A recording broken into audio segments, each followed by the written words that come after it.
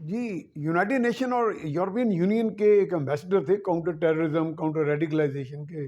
Doctor Richard بیرٹ۔ ان سے میری ملاقات ہوئی چند سال قبل، اور میں نے ان سے گفتگو کی، اور میں نے انہیں پوچھا بہت سی چیزیں ان کے ملک میں ہمارے ملک کا کیا پرسیپشن ہے۔ بہرحال آپ کو پتہ ہے پرسیپشن یا آپ کا جو عمومی تاثر یا امیج ہوتا ہے کسی بھی ملک کا، قوم کا، معاشرے کا، لوگوں کا، عوام کا، یا ڈائسپورا کا بھی اس میں شامل کر لیں، تو وہ بہت میٹر کرتا ہے۔ دنیا میں پرسیپشن پہ جنگیں ہو جاتی ہیں اور مسکنسیپشن میں بھی ہو جاتی ہیں۔ یعنی یہ ضروری نہیں کہ وہ جو تاثر آپ کا ہو وہ حقیقی ہو، وہ جو حقیقت میں آپ کی اصل، آپ کے جو آپ کا کردار ہے، ایسنس ہے کسی قوم کا، یا آپ کا جو فوٹے ہے، اسپیشلائزیشن ہے، خاصیت ہے، یا جسے ایسنس کہتے ہیں انگریزی میں، وہ وہی تاثر ہو۔ تاثر قائم کرنے میں یا بنانے میں بھی ایک باقاعدہ آرٹ ہے یہ بھی، اور تاثر قائم کرنے والا جو ہے بعض اوقات وہ بھی غلط تاثر لے لیتا ہے۔ اس کا اپنا ایک ذہنیت ہوتی ہے، اپنی ایک اپروچ ہوتی ہے، ایک ماضی سے آ رہا ہوتا ہے اس کے ذہن میں، ایک امیج ہوتا ہے، اس کے اوپر ہی وہ تانے بانے بن دیتے ہیں لوگ۔ اور پھر دنیا آپ کو پتہ ہے ہم خیال عدم ہم خیال گروپس میں، اس طرح بلاکس میں بٹی ہوئی ہے، اور پھر اس میں ہر بازی بھی ہے۔ مثلا مسلمانوں کا جو ایک ماضی تھا، بڑا عظیم الشان ماضی، اس سے بھی ابھی تک کچھ بہت سی قومیں، بہت سے ایسے لوگ جو ابھی تک نہیں بھولے وہ ماضی جو ہے، اور وہ اس سے بڑا حسد کی نگاہ سے اب بھی دیکھتے ہیں اور کہہ رہے ہیں کہ ان مسلمانوں کو آگے نہ بڑھنے دیا جائے۔ بہرحال یہ کوئی بات بڑی عجیب سی طرف چل پڑے گی بحث۔ تو کہنا صرف یہ مقصد تھا کہ ایک عرصہ میں بھی یہ سمجھتا رہا اور کہتا رہا، اور اب بھی کہتا ہوں کہ انسانیت جو ہے، وہ پورے عالمی بنی نوع انسان جو ہے، وہ ایک ہی سیولائزیشن، ایک ہی تہذیب ہے۔ لیکن بہرحال چونکہ ویسے تو ہمارے پیغمبر اسلام جو ہیں، جن کے ہم پیروکار ہیں، رحمت للعالمین کہلاتے ہیں، تمام عالموں کے لیے رحمت بن کے آئے۔ انہوں نے تمام اقوام کو، تمام مذاہب کے ماننے والوں کو بڑا قدر کی نگاہ سے، بڑی محبت اور شفقت کی نگاہ سے ان سے ڈیل کیا، ان کو دیکھا اور اسی طرح ان کے ساتھ سلوک کیا۔ تو حسن سلوک حضرت صلی اللہ علیہ وسلم کا جو ہے، اس کا تو ثانی نہیں دنیا میں، اور ہم انہی کے اسوہ حسنہ پر چلنے کا دعویٰ کرتے ہیں اور کوشش کرتے ہیں خلوص نیت کے ساتھ، خلوص دل کے ساتھ۔ تو لیکن پھر بھی کچھ چیزیں ایسے حقائق ہیں جن کو ہمیں سمجھنا پڑے گا۔ بھارت کے بہت سے جو لوگ ہیں عوام کے اندر، اور پاکستان کی عوام میں آپس میں اس طرح کا وہ دشمنی والی صورتحال نہیں ہے۔ وہ سمجھتے ہیں، بہت سے، میں کہہ رہا ہوں، سب نہیں کہہ رہا، بھاری اکثریت بھی نہیں کہہ رہا، بہت سے، اور بہت بڑی تعداد، لاکھوں میں ہے، بلکہ ملینز میں بھی ہوگی، جو چاہتے ہیں کہ امن سے ہم رہیں، بقائے باہمی کے اصولوں کے تحت، پرامن بقائے باہمی کے اصولوں کے تحت، تاکہ سب کی سلامتی جو ہے وہ یقینی ہو۔ تو یہ تو ایک اچھی اپروچ ہے، اور ہمارا دین اسلام تو ویسے بھی سکھاتا ہے کہ ایک دوسرے کے ساتھ تحمل و برداشت کے ساتھ جینا۔ لیکن یہ ہے کہ بھارت کبھی بھی، یا آپ کے جو جتنی بھی دشمن قوتیں ہوں گی، دشمن ممالک ہوں گے، آپ کے جو بدخواہ ہوں گے، ان کی ایجنسیاں ہوں گی، ان کے خفیہ ادارے ہوں گے، وہ جیسا کہ میں نے شروع میں رچرڈ بیرٹ صاحب کا ذکر کیا، وہ جو ان کے اقوام متحدہ کے بھی اور یورپین یونین کے سفیر رہے کاؤنٹر ریڈیکلائزیشن اور کاؤنٹر ٹیررزم کے، تو انہوں نے یہ کہا کہ جی باہر کے ملکوں میں ہمیشہ ایک بات پہ بڑا غور کیا جاتا ہے کہ کسی ملک کی اسٹرینتھس اور ویکنیسز، اور کہ کسی ملک کی کیا توانائیاں ہیں، کیا اس کی طاقت ہے اور کیا اس کی کمزوریاں ہیں، اور بالخصوص جو ٹارگیٹڈ ملک ہوتے ہیں۔ تو میں نے انہیں کہا کہ کیا پاکستان؟ انہوں نے کہا جی کسی وجہ سے بھی پاکستان بھی کئی ملکوں کی نظر میں ایک ٹارگیٹڈ ملک ہے، جیسے کہ بھارت کے لیے تو پاکستان ٹارگیٹڈ ملک ہے ہی، پاکستان تو ہمیشہ بھارت کا ہدف رہا ہے، اور وہ یہاں ہونے والے کوئی بھی باریک چھوٹا بڑا کوئی واقعہ جو ہے اس پہ گہری نظر رکھتے ہیں، بلکہ ان کے جاسوس، ان کے گماشتے ہمارے صفوں میں موجود ہوتے ہیں، ہمارے اندر بھی ایسے آستین کے سانپ ہیں۔ تو وہ ہمیں ان کو موقع کبھی بھی نہیں دینا چاہیے۔ ہمارے ہاں کوئی فرقہ واریت ہو جائے، وہ ان کے لیے خوشی کا مقام ہوتا ہے۔ ہمارے ہاں اگر ہمارے خیبر پختونخوا کے بھائی جو ہیں وہ اپنی ایک الگ ریاست بنانا چاہیں کسی بھاری مینڈیٹ کے نتیجے میں، اور کہیں، میں یہ نہیں کہہ رہا کہ وہ بنا رہے ہیں، لیکن وہ اس چیز کا اگر ایسا امیج وہاں پہ بنتا ہے دنیا میں کہ یہاں پہ ایک پورا بغاوت کا سما ہے اور لوگ سمجھ رہے ہیں خیبر پختونخوا کے کہ وہ ایک خاص پارٹی کے ساتھ منسلک ہو کے ایک بڑا بھاری مینڈیٹ لیا ہے، اور اس بھاری مینڈیٹ کے پیچھے وہ جو نفرت تھی اسٹیبلشمنٹ کے خلاف اس کو بھڑکا کے کیا ہے۔ تو یہ کیا آپ بتائیں کہ یہ چیزیں بھارت کے حق میں نہیں جائیں گی؟ کیا اس چیز کو بھارت ایکسپلائٹ نہیں کرے گا؟ کیا اس بات کا 100% یا 90% یا 50% سے زائد امکان نہیں کہ یہ جذبات بھڑکانے میں بھارت کی ایجنسیاں، بھارت کی پروپیگنڈا مشینری، بھارت کا پورا وہ جو پروپیگنڈا آفینسو ہے، ڈس انفو کا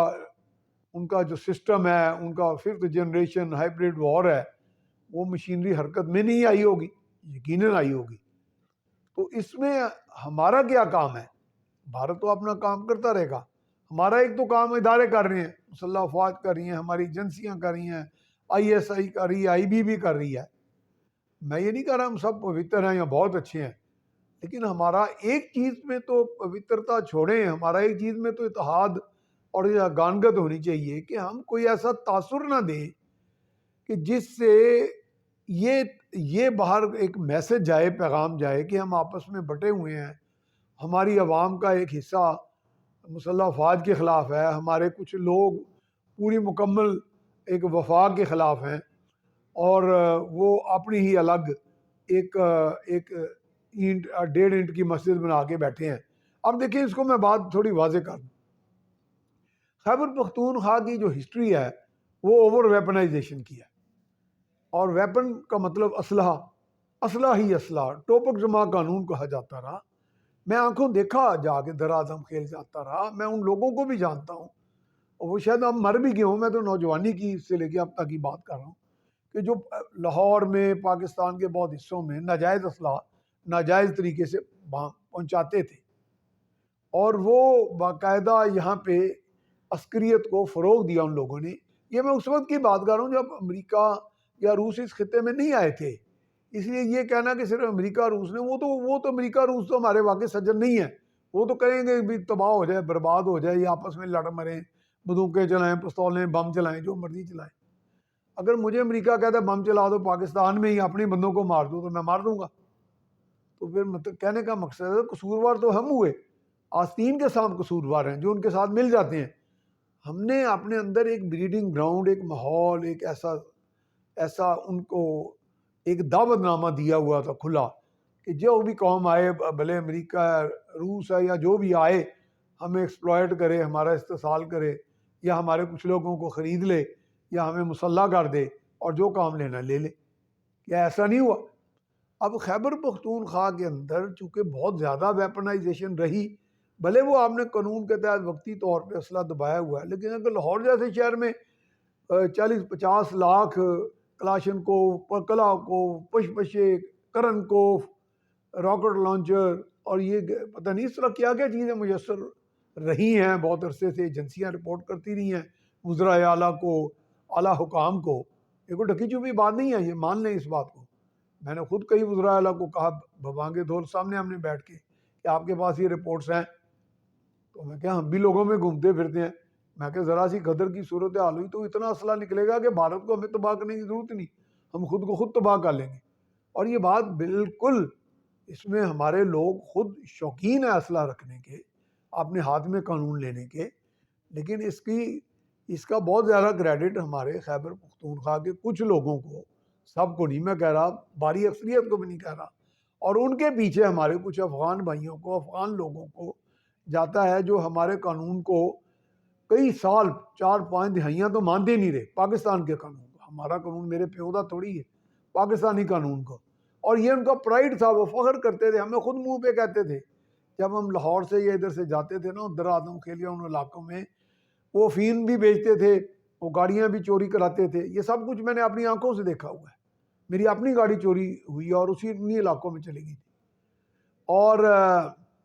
مجھے کسی خود نے، ایک دوست نے، میرے میر گل آفریدی تھے، وہ شاید دنیا سے رخصت ہو گئے ہوں، وہیں پرانے باڑے کے تھے، انہوں نے ڈالر دے دی اس دور میں، آج سے 45-40 سال پہلے، اور کہا اس کو کیش کرا دو۔ ایک بینکر سے میں نے کیش کرا کے روپے دیے، بعد میں انہوں نے تسلیم کیا اور مجھے ہنس کے کہنے لگے، ماحول ٹٹا کرنے لگ پڑے کہ میں نے تو تمہیں جعلی ڈیلر دیے تھے۔ یہ کام وہاں بانگے دہل ہوتے رہے ہیں، قانون کی دھجیاں بکھرتی نہیں ہیں۔ وہ سب ٹھیک ہے، ان کے آپ جواز ہوگا، میں نے نہیں پتا، مذہبی جواز بھی ہوگا، نظریاتی بھی ہوگا، اور وہ پیش کرتے رہے ہیں اس طرح کے، افیون بیچ کے بھی وہ کرتے تھے۔ میں نے جیسے اسد کیسر صاحب کو پوچھا آپ کہاں گئے، انہوں نے کہا جی میں مرکز کا ہوں، تو میں نے بتایا کہ جی میں 45 سال پہلے مرکز گیا تھا، وہاں میں نے افیون کے کھیت دیکھے جو زندگی میں پہلے اور آخری بار دیکھے۔ میں نے تیرہ میدان میں اپنے دوست حاجی خیال باز افریدی کے بعد لال باز افریدی، دو بھائی تھے، ہر وقت تسبیح پڑھتے تھے، تہجد پڑھتے تھے، ان کے پاس میں نے کیمیا والی پوڑے کی شکل کا اوپر رنڈ کے پتے لگے ہوئے ایک چیز دیکھی جو میں کھانے کی خواہش کی تو پتہ چلا وہ افیون ہے جس کا وہ کاروبار کرتے تھے، اور اس کا ایک ان کے پاس مذہبی جواز بھی تھا۔ لا حول ولا قوت الا باللہ، اعوذ باللہ من الشیطان الرجیم پڑھنا چاہیے بلکہ۔ بہرحال تو اوور ویپنائزیشن ہمارے پورے معاشرے کی جہاں جہاں بھی ہوئی، یعنی مسلح کیا گیا ہمارے لوگوں کو، تو وہ مہربانی ہے خیبر پختونخوا کے کچھ اس طرح کے لوگوں کی اور افغان بھائیوں کے، بہت سے افغان لوگوں کی۔ تو اب اگر صوبہ سرحد میں اس وقت جیسے KPK میں ایک طوفانی سی کیفیت ہے، وہی جو لوگ ہر وقت غصے میں نفرت میں رہتے ہیں اور اپنے اسلحے کے زور پر یا اسلحہ ماضی کے اسلحے کہہ لیں، یعنی اسی مائنڈ سیٹ کے ساتھ ابھی وہ جاری و ساری ہے نا، ختم تو نہیں ہو گیا، تو وہ باقی 3 صوبوں سے بھی نفرت کرتے ہیں، صوبوں کے پیچھے وفاق سے نفرت کرتے ہیں، وفاق کے پیچھے فوج سے نفرت کرتے ہیں اور ایک خاص مائنڈ سیٹ کو پروموٹ کرتے ہیں۔ تو بھارت ایک منٹ نہیں لگائے گا آپ کو علیحدہ کرنے میں۔ کیا افغانستان ہمارا زیادہ سگا ہے کہ بھارت کا سگا ہے؟ جتنے مرضی ہمارے نظریاتی ان سے دوستی ہوں، افغانستان سے کبھی ٹھنڈی ہوائی ہمارے بچوں کو، نمازیوں کو، معصوم نہتے لوگوں کو مارنے والے لوگ کہاں پہ ہیں؟ افغانستان میں۔ تو جناب اس پہ ہم نے غور کرنا ہے، ہم نے اس عشق سے باہر آ جانا ہے۔ کوئی اگر ایک لیڈر غصے میں آ کے پورا ملک تباہ کرنے کو تیار ہے، کوئی ایک پارٹی پورے ملک کو، بھارت کو واک اوور دینے کو تیار ہے، اس کے اگینسٹ ہم نے سوچنا ہے۔ مینڈیٹ ٹھیک ہے، مینڈیٹ بہت بڑی طاقت ہے، عوام کی ول، کیا عوام یہ ول کرتی ہے؟ کیا عوام کی یہ منشا ہے پاکستانی عوام کی کہ پاکستان جو ہے اس میں بھارت جو ہے اس کو واک اوور مل جائے؟ یہ سوچ لیں آپ۔